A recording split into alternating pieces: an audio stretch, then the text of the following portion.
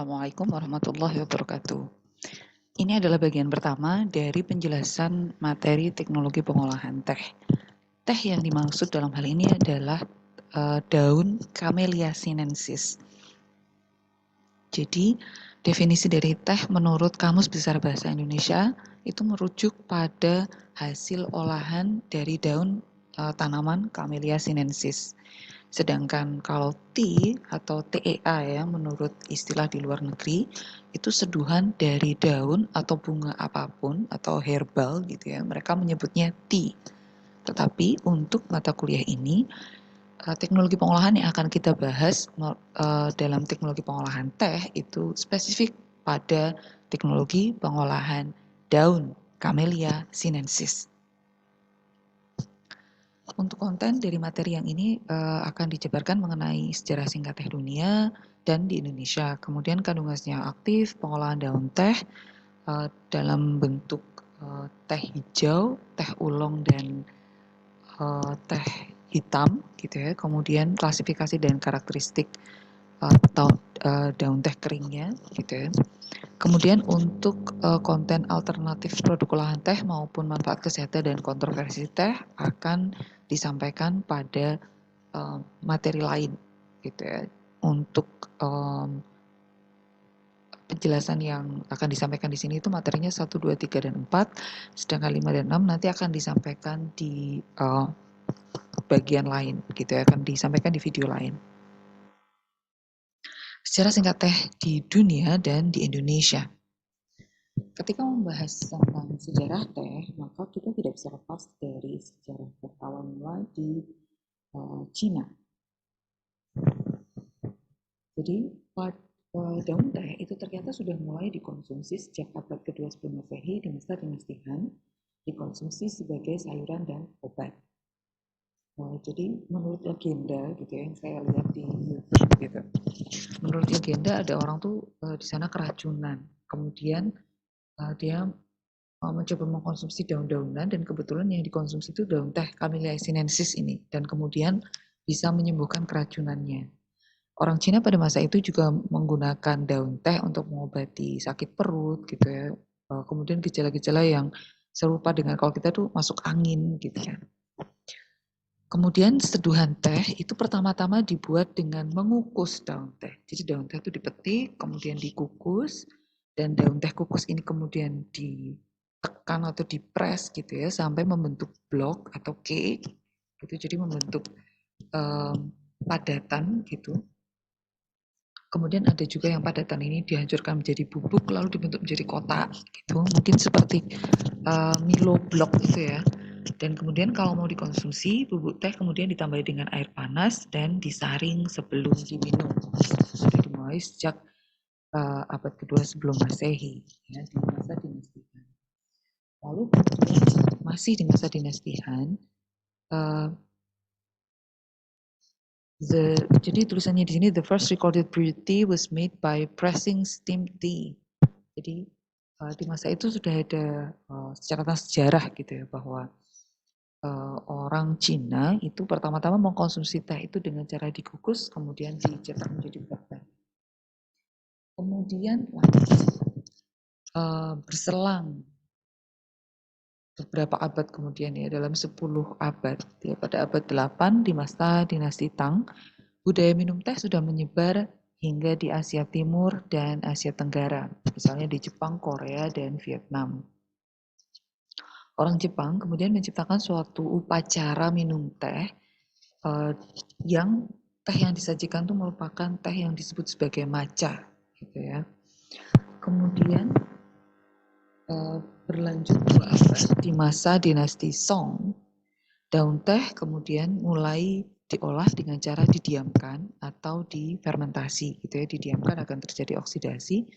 Kemudian hasil teh fermentasi tadi kemudian disangrai sehingga menciptakan teh hitam dan teh oolong.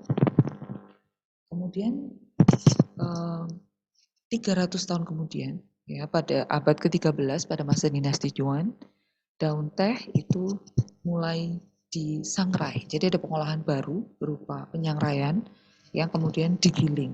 Jadi tidak hanya didiamkan Tapi kemudian disangrai, proses penyangraiannya itu menjadi lebih luas ya penyangraiannya. Semakin banyak yang melakukan penyangraian, kemudian baru digiling. Digilingnya tidak selalu menjadi bubuk, tapi menjadi semacam serpihan daun. Kemudian pada abad ke-16, ya, tradisi mengkonsumsi teh dalam bentuk blok atau bubuk itu berganti dengan penyaduan teh dalam bentuk lembaran. Jadi mirip seperti kita sekarang. Jadi teh kering itu berupa lembaran-lembaran, potongan-potongan kecil gitu ya. Kemudian pada abad ke-17, perusahaan dagang Belanda di India yaitu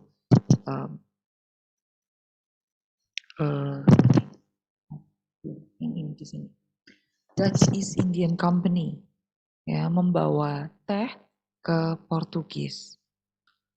Nah, suatu ketika ada bangsawan Portugis namanya Catherine of Braganza itu menikah dengan Raja Inggris bernama Charles II.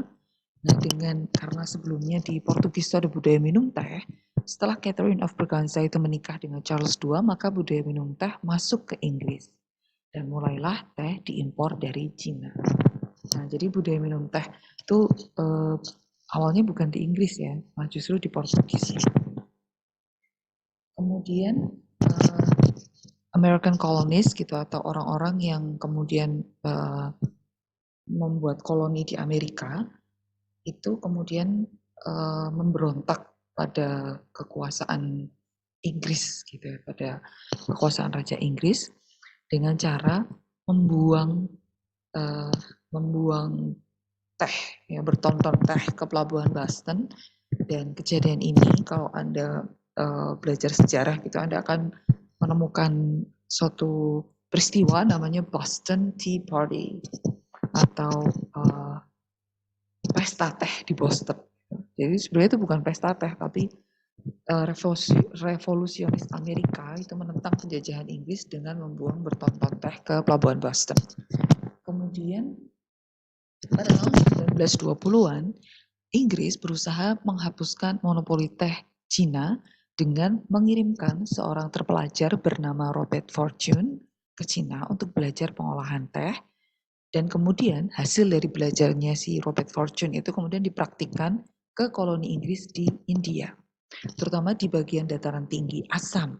Ya, makanya di India, di dataran tingginya sekarang itu banyak sekali perkebunan teh. Itu berawal dari tahun 1820-an itu. Kemudian pada tahun 1842, Inggris menjajah Hong Kong dan menjadikan Hong Kong itu pelabuhan dagang bebas. Sehingga kemudian Inggris yang menanam teh di India itu kemudian mulai membumingkan perdagangan bebas teh ke seluruh dunia. Nah, di masa inilah kemudian Belanda itu kemudian juga mulai mengimpor daun teh ke Nusantara. Jadi tahun 1830-an. Antara tahun 1820 sampai 1842 teh masuk ke Indonesia, ke Nusantara. Kemudian di awal abad ke-19, teh celup mulai dikembangkan oleh seseorang yang bernama Thomas Sullivan, gitu, dengan menggunakan kain yang mirip sutra gitu, silken bag. Jadi semula itu teh celupnya itu dimasukkan ke dalam kain. Kemudian tahun 1980-an di Taiwan muncul variasi minuman teh berupa boba milk tea yang sekarang-sekarang ini juga booming di Indonesia. Ini sejarah singkat ya, perjalanan teh mulai dari abad kedua sebelum Masehi sampai ke tahun 1980-an. Nah, bagaimana dengan sejarah teh di Nusantara sendiri? Nah, ini saya ambil dari websitenya Kompas, gitu ya. Tahun 1684, teh dibawa oleh Andreas Dreyer, pegawai VOC, dan menjadi tanaman hias di daerah elit di Batavia. Tahun 1700-an, pemerintah Belanda mulai mendatangkan biji teh dari Cina ke Pulau Jawa. Jadi kalau menurut timeline itu kejadian ini ya 1728 itu mulai ketika tadi Dutch Indies Company tadi ya, perusahaan dagang Belanda di India membawa teh ke Portugal dan juga membawa teh ke jajahannya ya di Pulau Jawa. Kemudian 1824 pemerintah Hindia Belanda mengutus von Siebold gitu, perwakilan Belanda di Jepang untuk membawa berbagai jenis tanaman termasuk teh untuk ditanam di Indonesia dan mulailah teh ditanam di Kebun Raya Bogor. Kemudian teh, tanaman teh itu mencoba dibuat menjadi tanaman perkebunan ya. Ditanam di Cisurupan, Garut, dan Wanayasa Purwakarta karena menurut penelitian teh itu cocok ditanam di dataran tinggi. Kemudian mulailah tahun 1830 terjadi kulturstelsel atau tanam paksa pada kopi, kina, jagung, dan juga teh. Sehingga masyarakat kita diminta untuk menanam teh dan kemudian dibeli dengan harga sangat murah oleh VOC untuk kemudian dijual dengan harga yang sangat mahal di pasar internasional. Sehingga jajahan Belanda itu hanya sedikit. India Timur, kemudian di Suriname, di Indonesia. Tetapi hanya dengan gini, ibarat laki-laki gitu ya. Inggris itu istrinya banyak, tanah jajahannya banyak. Kalau Belanda, istrinya itu cuma 3, tapi seksi-seksi gitu. Nusantara itu subur sekali. Sehingga saldo batik slot pemerintah Belanda itu bahkan bisa mencapai 967 juta gulden dan menjadikan negara sekecil Nederland itu menjadi salah satu negara terkaya di Eropa, nyaingin Inggris yang wilayahnya lebih luas. Gitu ya. Jadi dia memamerkan istrinya berupa Hindia Belanda itu ya, yang tanahnya sangat subur gitu ya. Tahun 1846 di seluruh Jawa itu sekitar 3.000-an hektar. Jadi sudah sangat luas. Kita dipaksa untuk seperti itu gitu. Sehingga kalau misalnya Anda mengagumi gedung-gedung yang ada di Belanda gitu ya, kalau misalnya Anda berkesempatan untuk ke Belanda suatu saat nanti, ketahuilah bahwa Belanda itu membangun semua itu dengan menggunakan jerih payah, darah dan keringat dari petani-petani kita. Dan bahkan bukan petani saja, yang bukan petani juga dipaksa buat nanam gitu ya. 1833, Jacobson, Inspektur Bidang Tanaman Teh, mulai memperluas cakupan tanaman teh di Banten, Jawa Barat, Jawa Tengah, dan Jawa Timur. Sehingga pada tahun 1840-an, perkebunan teh di Jawa Barat sudah dikembangkan ke berbagai daerah, ditambahkan di Parakan Salak, Arjasari, Gambung, dan Malabar. Nah, di perkebunan Malabar ini muncullah seorang legenda teh bernama Boscha. Siapakah dia? Karel Albert Rudolf Boscha disebut sebagai Raja Teh Priangan karena dia ketika menjabat sebagai kepala perkebunan teh Malabar sejak tahun 1865 itu membuat banyak sekali inovasi. Dan dia kayak kepala perkebunan yang lebih apa ya, lebih manusiawi gitu. Sehingga dia dekat dengan pekerjanya, dekat dengan mandor-mandornya gitu. Dia akrab dengan kehidupan para pekerjanya gitu. Sehingga kemudian dia membuat perumahan untuk pekerja, membuat sekolah rakyat untuk para pekerjanya, kemudian membuat pabrik pengolahan teh di perkebunan teh. Jadi kalau sebelumnya itu teh diangkut ke pabrik di luar, maka kemudian teh mulai diolah di pabrik yang terletak di perkebunan itu sendiri. Jadi itu inovasi baru. Nah, kemudian sumber listriknya dari mana? Sumber listriknya dari pembangkit listrik tenaga air yang dia inovasikan untuk dibangun juga di Sungai Cilaki yang dipergunakan untuk penerangan sekolah rakyat, penerangan rumah tadi, dan listrik dimesin di pabrik. Kemudian Boscha ini juga menyumbangkan peneropong bintang di daerah Lembang, Bandung pada tahun 1920. Maka kemudian observatorium itu atau tempat pengamatan bintang itu disebut sebagai observatorium Boscha. Ya, Anda bisa browsing itu, sangat terkenal gitu. Kemudian Boscha ini juga menginisiasi pembangunan sekolah teknik atau teknis Hogeschool yang kelak akan menjadi ITB. Sehingga dia dari perkebunan teh yang sudah menghasilkan banyak sekali uang untuk Belanda itu, dia kemudian pengen balas budi gitu kepada rakyat yang sudah bekerja keras untuk membangun memberikan keuntungan besar bagi Belanda itu dengan giving so much gitu ya. Makanya kemudian dia Boscha ini menjadi legenda teh gitu, disebut saja teh Priangan. Nah, kemudian tahun 1877 mulai datang bibit teh jenis Assam yang didatangkan dari Sri Lanka, dan kemudian pemerintah Hindia Belanda juga mendatangkan biji teh dari India. Kemudian kebun teh mulai ditanam tidak hanya di Jawa, tapi juga hingga ke Sumatera. Dan mereka mendatangkan banyak pekerja, ya, budak gitu ya, dari Jawa juga. Gitu. Ini menurut cerita salah satu adik kelas saya yang cucu budak zaman Belanda ya. Jadi banyak sekali orang Jawa yang ada di Sumatera itu sebenarnya adalah keturunan. Jadi orang Jawa di Sumatera sekarang itu merupakan keturunan dari para budak-budak yang dibawa dari Jawa untuk dipekerjakan di perkebunan-perkebunan yang ada di Sumatera. Kemudian awal abad 19, tepatnya tahun 1903, teh mulai ditanam di perkebunan Akar Gadang Sumatera Barat, gitu ya.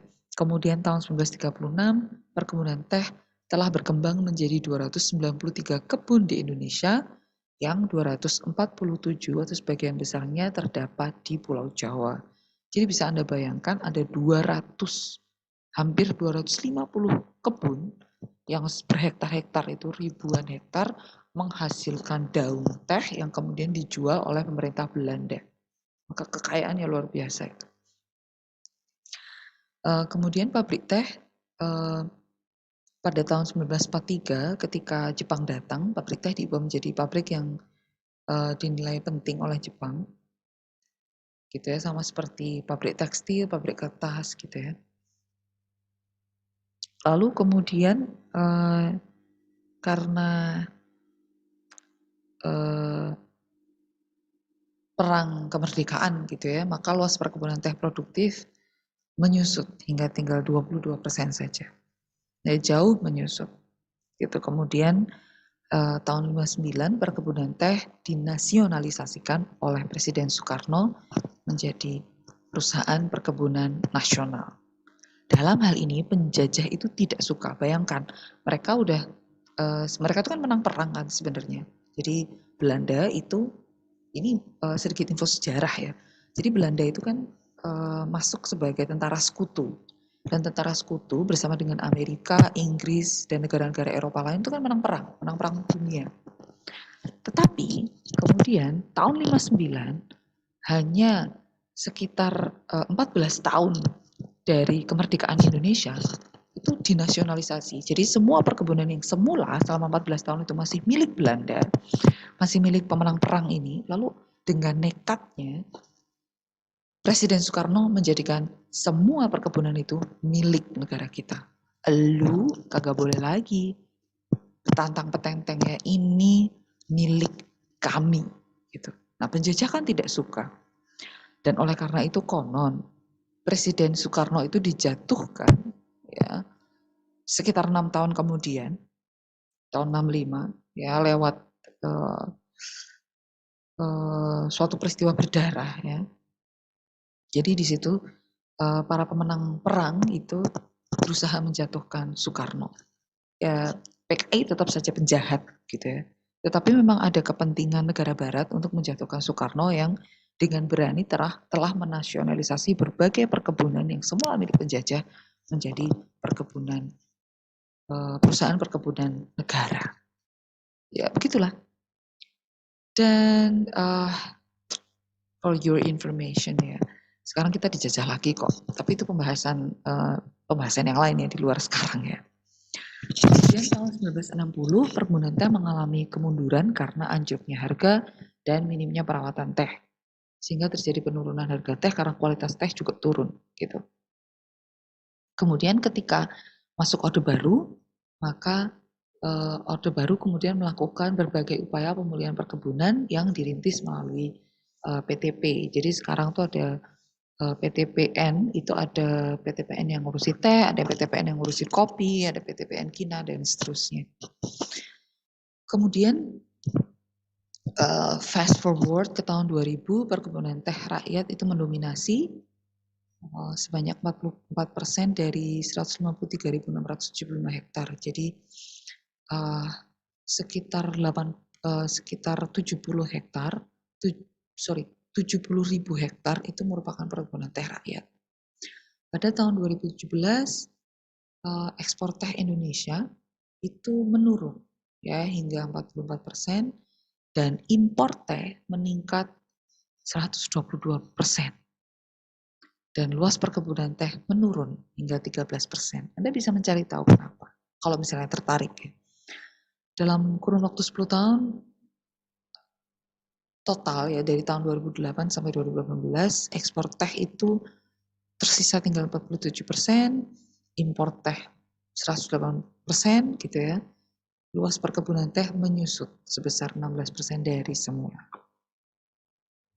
Ya, seperti itulah.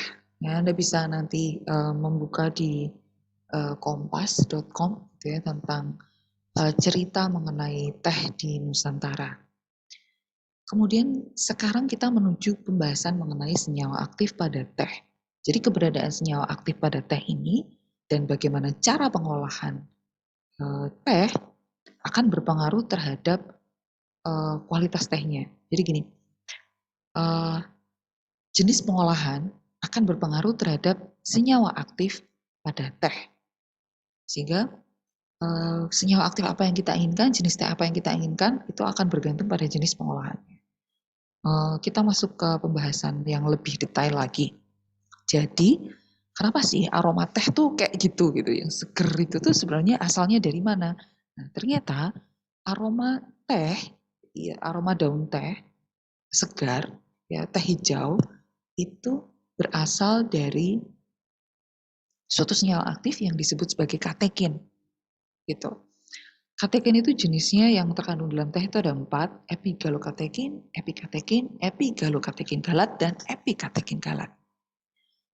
Setiap 6 ons daun teh segar itu mengandung sekitar 310 mg polifenol. Kemudian di dalam daun teh itu juga terkandung kafein. Dan jumlah kafein pada daun teh itu lebih besar, lebih banyak, lebih tinggi daripada kopi, ya, FYI. Dan kemudian Anda di sini melihat senyawa katekin gitu ya. Di sini Anda melihat OR2, R1. Nah, epigalokatekin, epikatekin, epigalokatekin galat, dan epikatekin galat itu bedanya itu hanya pada senyawa H dan OH yang terletak pada rantai R ini. Beda senyawa yang terikat di sini itu akan menyebabkan jenis dan sifat yang berbeda. Kemudian gini ya, aslinya di dalam daun teh hijau itu katekinnya tinggi. Ya, 30-40% kandungan senyawa aktif pada daun teh itu merupakan katekin, sedangkan 3-6% merupakan kafein. Nah, kalau teh itu mau diolah menjadi teh hijau, maka teh itu dipertahankan agar tidak hancur. Jadi kandungan katekinnya tinggi. Tapi kalau teh mau diubah menjadi teh hitam atau teh merah, maka daun teh itu kemudian dihancurkan. Kenapa kok dihancurkan? Supaya cairan selnya keluar dan terjadi kontak antara polifenol tadi ya, katekin tadi, ketemu dengan oksigen. Ketika polifenol ketemu dengan oksigen, kemudian di dalam teh itu juga terdapat enzim polifenol oksidase, maka polifenol oksidase akan membantu oksigen untuk mengoksidasi katekin. Jadi kalau polifenolnya teroksidasi, maka aromanya menjadi lebih kuat dan warnanya lebih merah. Makanya saya tadi bilang senyawa aktif itu menentukan jenis pengolahan. Jadi jenis teh apa yang mau kita produksi dan jenis pengolahannya. Kalau maunya teh hijau, maka proses penghancuran itu seminimal mungkin sehingga polifenolnya tidak teroksidasi. Tetapi kalau mau diolah menjadi teh hitam atau teh merah, maka daun teh harus dihancurkan agar cairan selnya keluar, enzim polifenol oksidasenya keluar, sehingga polifenol akan ketemu dengan oksigen, kemudian polifenol oksidase. Polifenol oksidase itu membantu oksidasi polifenol, sehingga polifenolnya bisa teroksidasi, sehingga aromanya menjadi kuat dan warnanya menjadi lebih merah. Jadi di dalam green tea itu 30-40% katekin, 3-6% kafein. Tapi kalau daun teh kemudian dihancurkan, terjadi oksidasi dengan bantuan polifenol oksidase, maka kemudian katekin itu mengalami oksidasi dan polimerisasi, sehingga katekin turun menjadi 1/10-nya, menjadi 3-10% katekin. Kemudian hasil oksidasi dan polimerisasi itu terbentuklah senyawa-senyawa yaitu theaflavin dan thearubigin. Nah, senyawa theaflavin dan thearubigin inilah yang menyebabkan aroma teh hitam dan teh merah itu lebih kuat daripada teh hijau. Jadi kalau teh hijau tuh aromanya seger gitu, tapi kalau teh merah atau teh hitam itu kan aromanya lebih kuat ya, aroma teh gitu, yang kita kenal sebagai aroma teh. Nah itu aroma ini berasal dari polifenol yang teroksidasi atau katekin yang teroksidasi menjadi theaflavin dan thearubigin. Kemudian kafein masih ada di situ, ya. Kemudian polifenolnya meningkat. Nah, tipe-tipe teh Anda bisa mencari ya informasi, ada black tea, ada green tea. Nah, kalau herbal tea itu biasanya dibuat dari chamomile, peppermint gitu ya. Kemudian ada white tea. Jadi white tea itu proses oksidasinya sangat minimal gitu. Kemudian ada oolong tea, proses oksidasinya itu menengah. Kemudian ada juga rooibos tea. Berasal dari tanaman yang disebut sebagai rooibos. Kemudian teroksidasi sebagian. Nah, kalau Camellia sinensis sendiri itu ketika diolah itu bisa menjadi 4 jenis ini. Black tea, green tea, white tea, dan oolong tea. Nah, kalau herbal tea sama rooibos tea itu tea yang lain ya, jadi bukan teh Camellia sinensis gitu. Tapi kalau Camellia sinensis itu terutama kalau di Indonesia terutama ya, menjadi black tea dan green tea, kemudian sebagian menjadi oolong tea. Nah, sekarang kita masuk ke pengolahan daun teh Camellia sinensis. Tujuan dari pengolahan daun teh itu untuk mengubah komposisi kimia daun segar agar dapat menghasilkan suatu minuman yang nanti kalau diseduh menghasilkan minuman dengan sifat-sifat yang kita sukai, baik berupa warna, rasa, dan aroma. Jadi aromanya itu seger, aroma teh, kemudian tidak apek gitu ya. Kemudian pengolahan teh itu dimulainya bukan di pabrik, tapi di kebun, yaitu dengan pemetikan. Pemetikan itu nanti kalau kalian kerja praktik di kebun teh gitu ya, kalian akan tahu bahwa ternyata jenis pemetikan nantinya akan mempengaruhi kualitas teh. Kalian pernah lihat iklan teh pucuk harum ya? Nah, klaimnya dia itu teh pucuk harum, semakin ada di pucuk, itu dia akan semakin harum gitu kan. Nah, itu masuk akal, bukan masuk akal lagi, emang faktanya seperti itu ya. Jenis petikan teh itu ada 3. Petikan halus itu yang pucuk itu namanya pucuk peko. Itu pucuk yang muda itu namanya pucuk peko. Dengan 1 daun. Jadi ada 1 daun yang berdiri gitu. Pucuk peko tuh bentuknya seperti ini. Sebentar.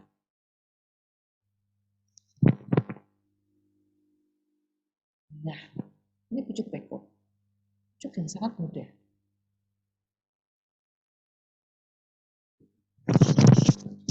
Kemudian kalau ada tambahan daun lagi namanya pucuk burung. Pucuk burung itu seperti ini. Nah, pucuk burung. Satu peko sama ada burung seperti ini. Ini jenis petikan halus. Ini kalau dipetik ini petikannya halus.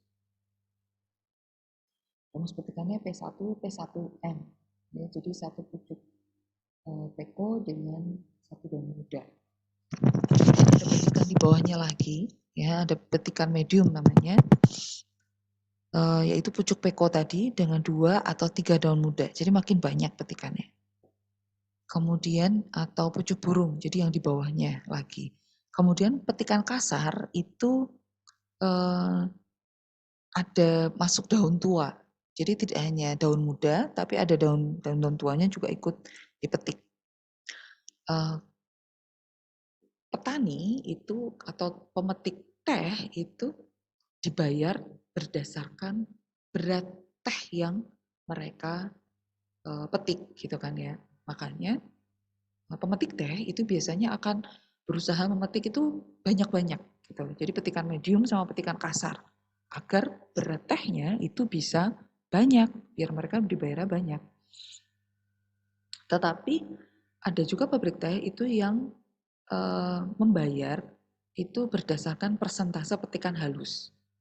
Jadi tidak hanya berat, tapi kemudian juga petikan halus. Jadi ketika mereka itu habis metik gitu kan, nah dimasukkan ke dalam keranjang, kemudian dikumpulkan dalam satu kantong jaring gitu namanya waring.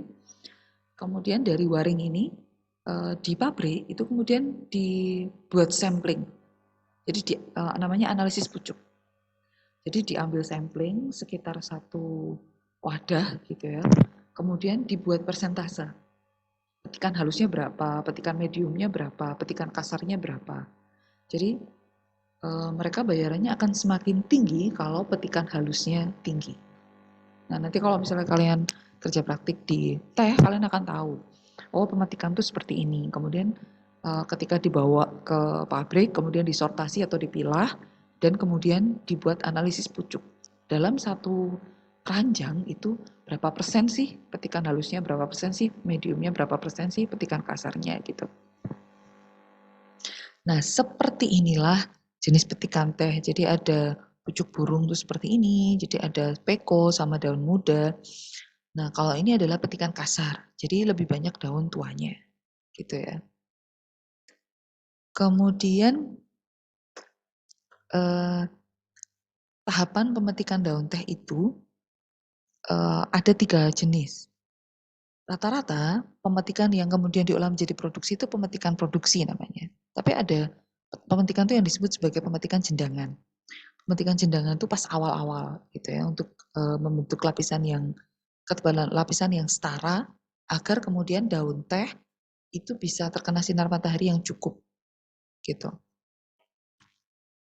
Jadi ada pemetikan jendangan. Jadi di sana ada pemetikan yang untuk meningkatkan produksi daun muda yang lebih tinggi. Jadi kalau daun-daunnya udah lewat tua, itu dipetik agar kemudian muncul daun muda.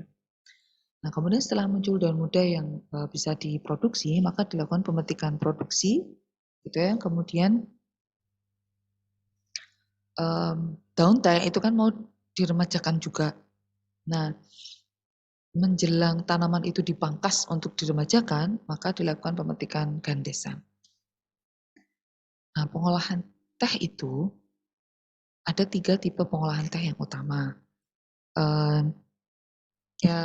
Pertama adalah teh hijau, kemudian teh putih dan teh hitam.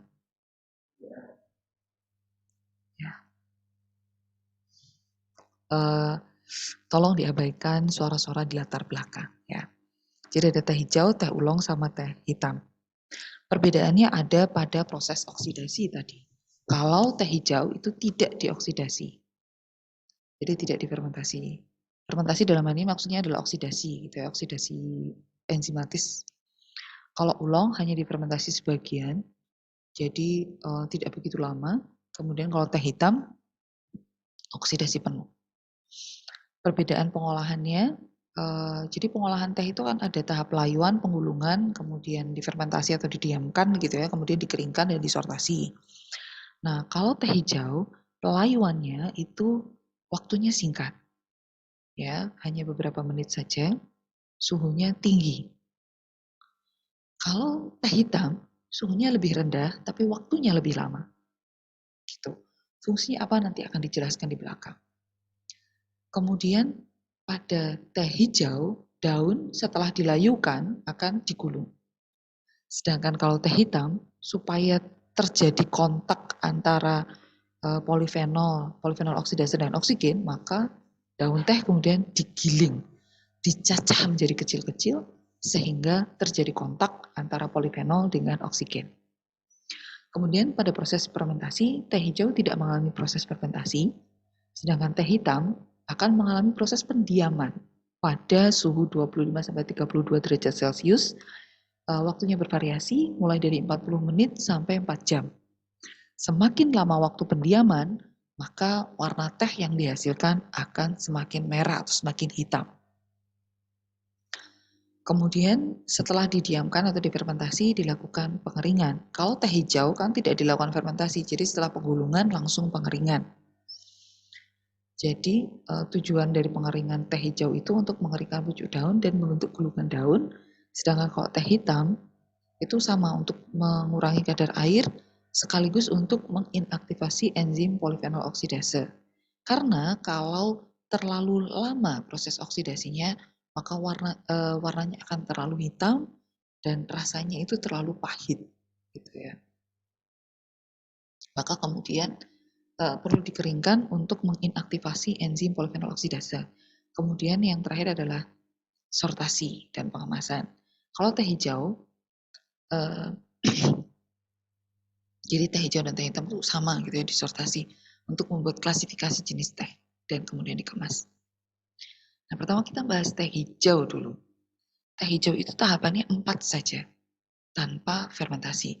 Jadi hanya dilayukan, kemudian tehnya digulung, gulungan teh itu kemudian dikeringkan, dan kemudian disortasi. Ini adalah pengolahan teh hijau di PT Pagilaran.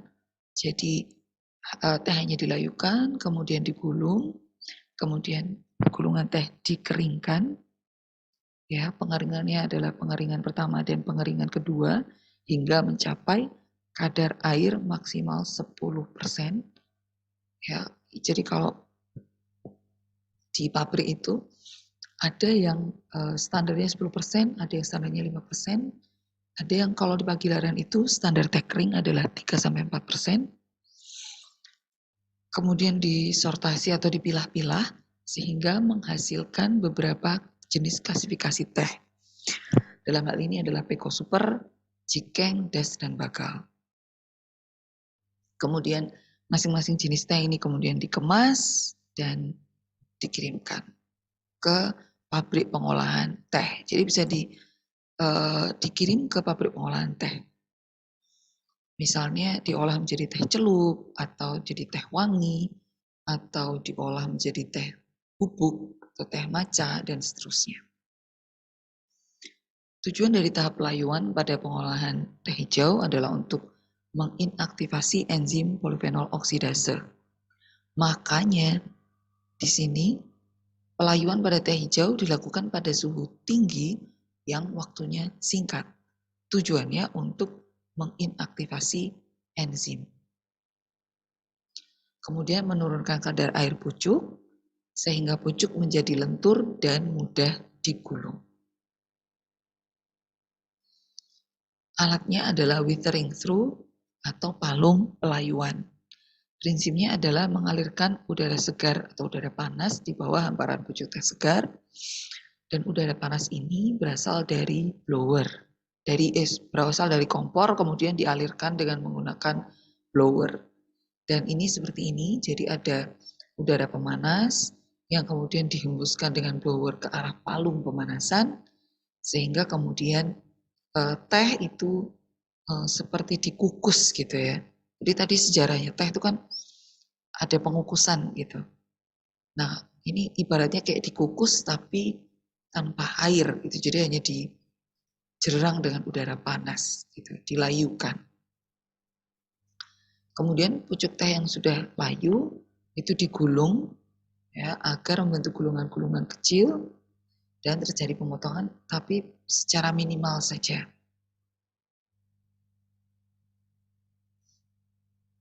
Alatnya adalah open top roller sehingga teh layu itu masuk dari bagian atas ya dimasukkan kemudian berputar ke arah bawah dan ditekan dengan blade. Kemudian karena berputar seperti pengering pada mesin cuci ya terjadi pemutaran maka terjadi gaya sentrifugal sehingga daun itu akan bergerak terlempar ke arah bawah mengenai blade kemudian blade-nya akan menggulung ya daun layu jadi diputer kemudian mesinnya itu berputar dan kemudian daunnya mengarah ke arah bawah dan di bagian bawah itu kemudian ada blade gitu ada bilah pemutar yang kemudian dapat menggulung daun teh. Kemudian setelah digulung langsung dikeringkan sehingga kadar airnya rendah sehingga dapat memekatkan cairan sel, kadar airnya turun dan memperbaiki bentuk gulungan. Jadi pengeringnya itu namanya rumah pengering. Jadi bubuk teh basah dari proses penggulungan dimasukkan ke dalam tray dan traynya kemudian bergerak masuk gitu ya ke mesin pengering, berjalan gitu, kemudian setelah sekian waktu akan keluar dari mesin pengering. Jadi gini, tehnya itu masuk ya input, kemudian di bagian spinner ini akan didorong untuk masuk ke dalam mesin pengering. Kemudian di bagian sini ada termometer yang menunjukkan suhunya berapa.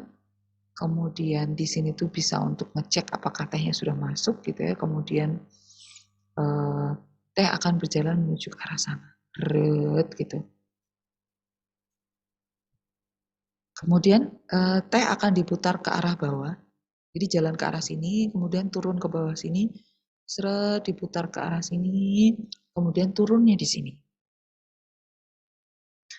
Kecepatan perjalanan teh memungkinkan sedemikian rupa sehingga selama pemanasan kadar air teh akan turun di bawah 10%, jadi 3-4%. Jadi di sini tehnya berjalan lambat sambil diimbus udara panas gitu ya. Kemudian turun di sini kadar airnya sudah rendah. Kemudian teh yang sudah kering akan mengalami sortasi. Jadi bisa diayak, bisa juga dipisahkan dengan mesin, bisa juga dengan tangan. Jenis mutu teh itu peko, jikeng, dan kempring atau dust. Kalau berdasarkan peraturan Menteri Perdagangan, gitu mutunya itu ada mutu 1, mutu 2, mutu 3, dan mutu 4. Mutu 1 itu berasal dari daun yang daun muda gitu ya, daun peko. Gulungannya itu kecil, warnanya hijau sampai kehitaman, aromanya wangi tidak apek dan tidak ada benda asing. Jadi nanti sortasinya itu menggunakan ayakan yang berjalan gitu ya. Sehingga mutu peko itu kan gulungannya kecil, dia ringan. Karena ringan, maka dia akan mudah jadi mudah tergeser gitu. Nanti akan ada mesin sortasi. Nanti ada di belakang ada saya tunjukkan mesin sortasi. Jadi mesinnya itu bergerak gitu. Kalau ukuran partikelnya itu besar, maka partikel teh akan berjalan lebih sampai akhir gitu. Jadi ibarat kita ngayak, kalau kita ngayak pakai saringan itu, yang ukurannya kecil akan keluar, sedangkan yang ukurannya besar akan tertahan, gitu kan ya. Nah seperti itulah sortasi. Jadi nanti bentuk mesin sortasinya itu miring,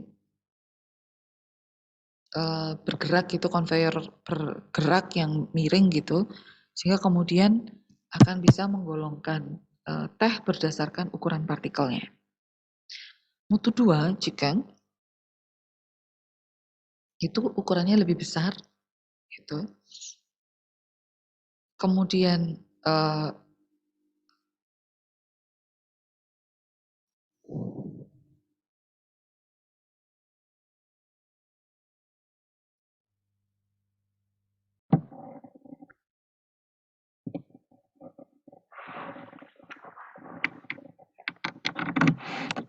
iya, jadi pada intinya mutu teh ini didasarkan pada ukuran partikelnya. Mutu 3 itu mutu bubuk, mutu 3 namanya bubuk, bentuknya seperti bubuk, gitu. Warna hijau kehitaman. Kemudian kalau yang tulang itu sebagian besar berupa tulang daun warna hijau kehitaman, gitu ya. Kadar air semuanya maksimal 10%. Nah, ketika teh hijau itu sudah menjadi teh kering, maka teh kering ini bisa diolah menjadi teh wangi. Nah, PowerPoint-nya, PDF-nya sudah saya share juga ke grup. Materinya adalah penyiapan bahan baku dan yaitu teh hijau dan pewanginya berupa melati, kemudian penggosongan, kemudian bunga, pelembapan, pewangian, dan pengeringan teh wangi. Iya, ini saya buat menjadi PPT dengan sumber dari Teh Budidaya dan Olahan Pasca Panen oleh Jonas Jaya. Jadi dibuat dari teh hijau atau teh hitam yang kemudian diolah dengan bunga. Ini diagram alir pengolahannya. Jadi teh hitam dikosongkan dulu, kemudian di bunga yang sudah dipilih, ya, kemudian dicampur dengan teh hijau yang sudah dilembabkan dengan perbandingan macam-macam, 1:1 atau 1:7. Yang lebih banyak tuh tehnya ya. Jadi kalau 1:7 itu berarti satu bunga 7-nya teh. Gitu. Kemudian, jadi tujuan dari pelembapan adalah agar wanginya itu bisa masuk ke dalam teh. Jadi kemudian di PowerPoint ini juga, di PDF-nya ini juga sudah ada penjelasan bahan-bahannya apa, penggosongan kondisinya bagaimana, kemudian pelembaban itu seperti apa, tujuannya bagaimana, kemudian pewangian, pengeringan, dan seterusnya itu sudah bisa dibaca sendiri ya.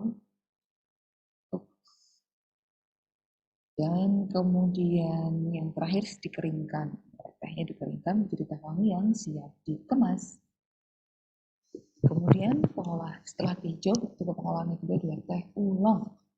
Teh oolong itu ada fermentasinya atau didiamkan, ditempatkan di tempat yang teduh selama sekitar 5 sampai 6 jam.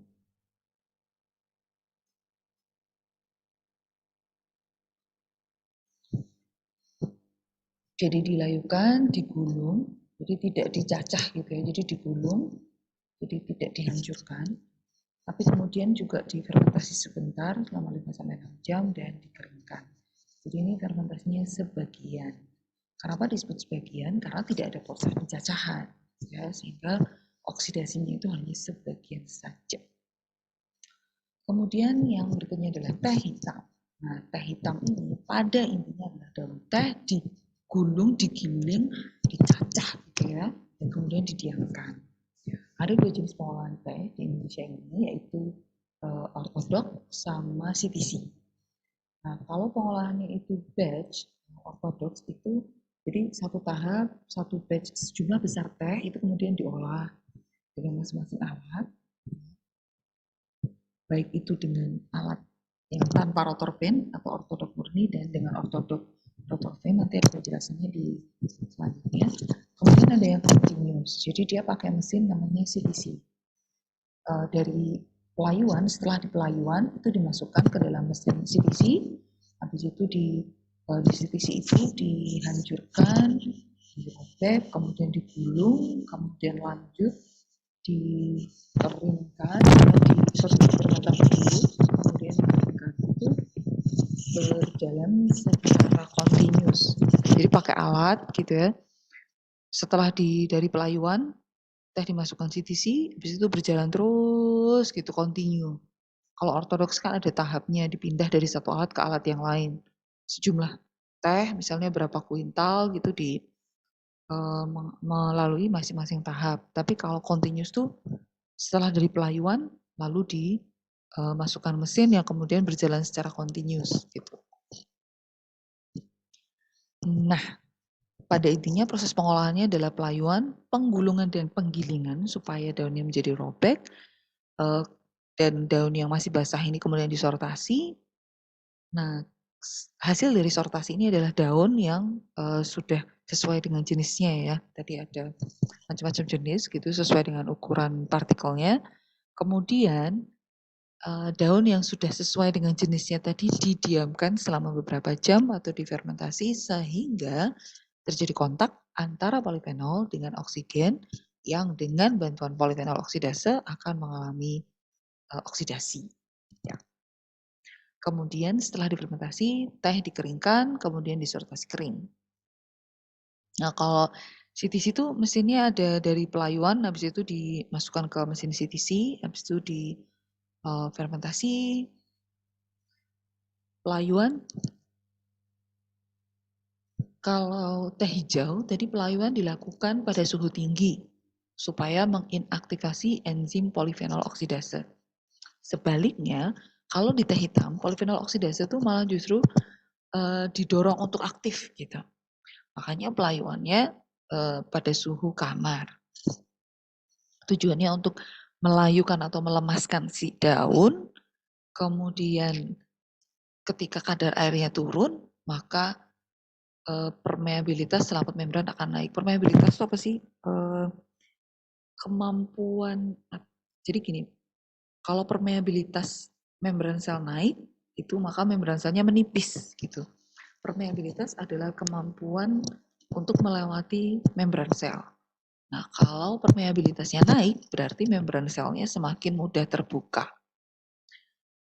Kalau dilayukan dengan di sekitar suhu kamar, maka selaput membran akan membuka sehingga nanti ketika daun teh itu dihancurkan, digulung dan digiling gitu, maka akan terjadi penghancuran sel, cairan selnya keluar, kotak polifenol dengan enzim akan meningkat dan muncul senyawa tiaflavin dan tiarubigin yang berwarna coklat tadi. Gitu. Dan ini adalah penjelasan dari penggulungan, penggilingan, dan sortasi basah. Pada intinya, penggulungan dan penggilingan ditujukan agar membuat daun memar, dinding selnya rusak, cairan selnya keluar, ukuran partikelnya mengecil, gitu ya, sehingga terjadi proses reaksi enzimatis. Oh ya, tadi lanjut dari proses pelayuan tadi ya, bisa dibaca sendiri. Suhunya suhu kamar, kemudian dibeberkan gitu dijembreng gitu ya daunnya. Dan perubahan yang terjadi adalah zat padat yang berkurang, pati, gom, dan proteinnya akan berkurang karena terurai, gitu ya. Kemudian pati, kenapa kok berkurang? Karena terurai menjadi gula sederhana. Protein juga berkurang karena terurai menjadi asam amino. Sebagian klorofil akan berubah menjadi VO4. Gitu. Jadi pada saat pelayuan itulah yang terjadi. Kalau di teh hijau, pelayuan itu berlangsung singkat selama setengah jam tapi suhunya tinggi. Nah kalau di teh hitam pelayuannya itu suhunya rendah tapi berlangsungnya lama. Sehingga terjadi penguraian pati, gom, dan protein menjadi gula sederhana dan asam amino. Kemudian setelah daunnya layu, maka kemudian daun digulung dan digiling untuk memperkecil ukurannya, memaksimalkan cairan selnya keluar sehingga terjadi proses oksidasi enzimatis. Kemudian kondisi ruangannya itu suhu ruang, ya. Kemudian kelembabannya itu tinggi. Jadi kalau RH ruangan itu rendah, maka dipasang humidifier atau pelembab udara gitu.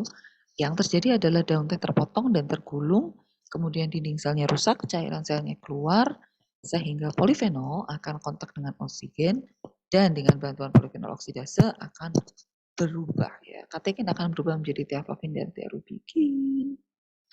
Alat penggilingnya namanya rotor vane dan gyro vane. Jadi di gulung gitu pakai vane ya, pegulung gitu dan kemudian di crush gitu, dihancurkan pakai plate. Nah, seperti ini penampang alatnya. Jadi di bagian corong pemasukan itu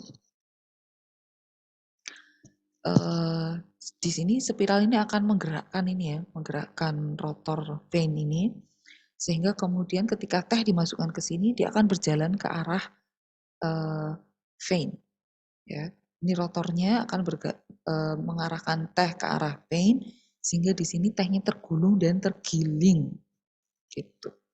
Dan kemudian tehnya akan berjalan ke arah sini menuju ke end plate.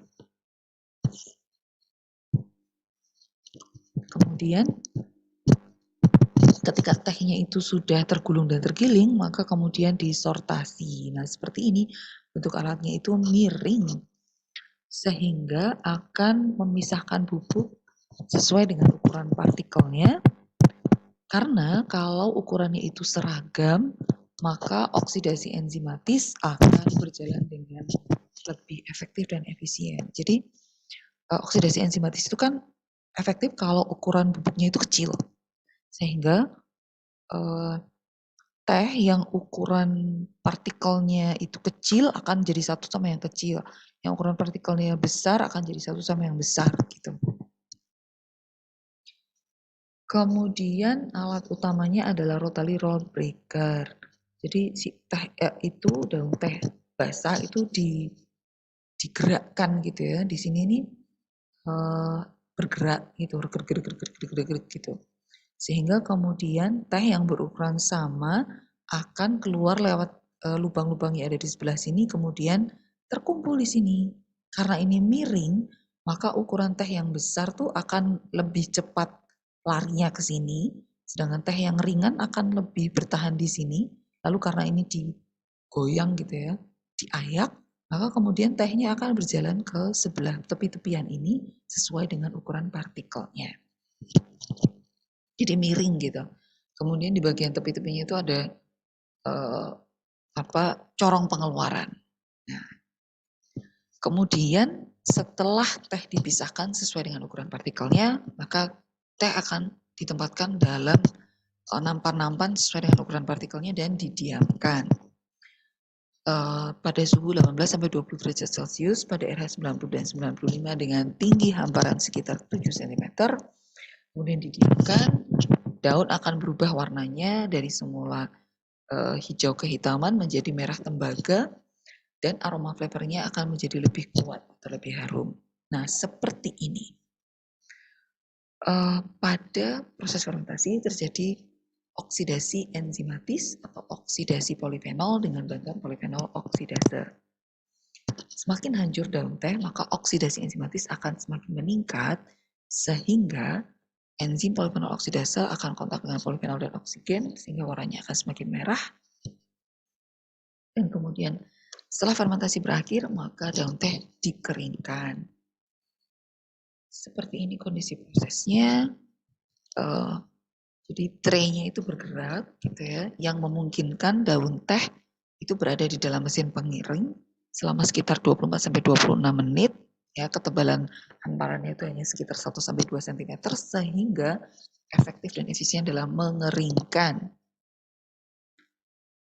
Perubahan yang terjadi pada saat pengeringan adalah enzim polifenol oksidase akan berhenti beraktivitas, ya, sehingga reaksi oksidasi enzimatisnya berhenti. Kemudian airnya menguap sehingga terjadi penurunan kadar air. Kemudian pembentukan tiaflavin dan tiarubigin itu berhenti. Kemudian tadi ya, pati kan akan menjadi gula sederhana, baik itu sukrosa maupun glukosa. Karena kemudian terjadi penguapan atau dehidrasi, terjadi reaksi Maillard dan terjadi karamelisasi, sehingga bubuk teh yang dihasilkan akan berwarna coklat kehitaman.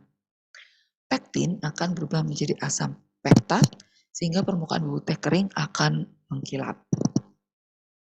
Bubuk teh yang sudah kering kemudian mengalami sortasi untuk memisahkan bubuk teh berdasarkan ukuran partikel. Jadi kenapa sih tadi ada sortasi basah sama sortasi kering? Nah, sortasi basah itu tujuannya memisahkan teh berdasarkan ukuran partikel agar proses fermentasi lebih efektif dan efisien. Sedangkan sortasi kering itu kalau tadi tehnya sudah dikeringkan, maka kemudian akan memisahkan teh yang sudah kering berdasarkan ukuran partikelnya. Jadi dipisahkan lagi sehingga kemudian kalau misalnya ada benda asing, misalnya tangkai, serat, pasir, logam, dan lain sebagainya itu bisa dihilangkan. Jadi alatnya kalau sortasi kering itu pakai vibro sama crusher. Jadi vibro itu prinsip kerjanya memisahkan bubuk teh dengan serat dan tangkai. Kemudian kalau crusher itu bubuk teh itu ada yang digiling dan digencet sehingga menjadi bubuk yang lebih halus. Kemudian hasil dari ini crusher setelah keluar dari vibro sama crusher itu dimasukkan ke cota sifter. Jadi cota sifter tuh alat yang mengayak posisinya miring kayak begini sehingga nanti sesuai dengan posisi kasanya ya, ada yang 10 mes, ada yang 12, ada yang 20, ada yang kasa 30. Jadi bagian bawah ini tuh kasa. Yang sini ukurannya 10 mes sehingga ini lubangnya lebih besar. Kemudian yang kedua ini kasanya 12 mes sehingga ukuran lubangnya lebih kecil. Jadi makin ke bawah itu ukuran kasanya makin kecil. Sehingga yang tertinggal di sini tuh ukuran partikel teh yang paling besar, kemudian yang di sini ukuran partikelnya lebih kecil lagi, yang sehingga sampai bawah sini itu ukuran partikelnya sudah berupa bubuk. Jadi memisahkan chocolate sifter ini akan memisahkan bubuk teh kering berdasarkan ukuran partikelnya. Dengan bagian bawah sini berupa kasa atau jaring-jaring gitu ya, ukurannya mulai dari 10 sampai 30 mes. Kemudian bubuk yang kasar akan dimasukkan ke dalam tiwan. Tiwan akan memisahkan bubuk dari bohea. Jadi yang bentuknya halus sama bohea itu yang banyak tangkai daunnya itu akan dipisahkan berdasarkan berat jenisnya. Kemudian dismill ini juga menggiling. Dan ini adalah rangkuman prosesnya. Jadi proses yang berbeda akan menghasilkan daun yang berbeda juga.